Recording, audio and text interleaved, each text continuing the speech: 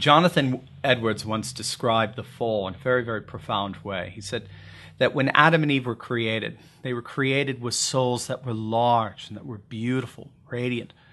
And they were able to embrace each other. They were able to embrace the whole world. They were even able to embrace God. But when they sinned, something happened.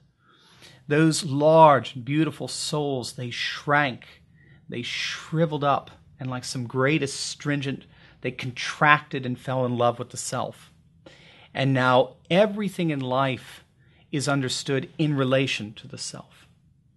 And so what's redemption? Redemption is through the word and the sacraments. The soul begins to become large again. It begins to awaken. It begins to blossom. And what classical Christian education seeks to do is to come alongside the word and sacraments and to draw out that soul, enable it to be human again.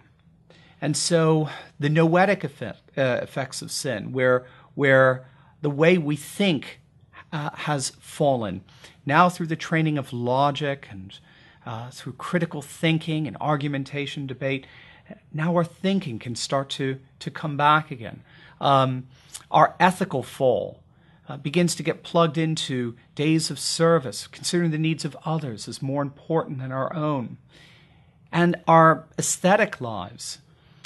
There's this beautiful tradition in classical Christian theology of the redemption of the senses, where the senses have fallen right along with the soul. Adam and Eve were in the garden, this beautiful, lush place. They're kicked out into the desert, and so now their tastes become deadened, their smell is deadened, their hearing is deadened.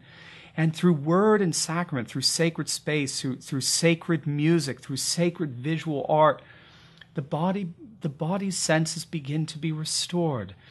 Now we can taste again. We can taste garden taste. We can smell again. We can hear again. The whole body begins to awaken.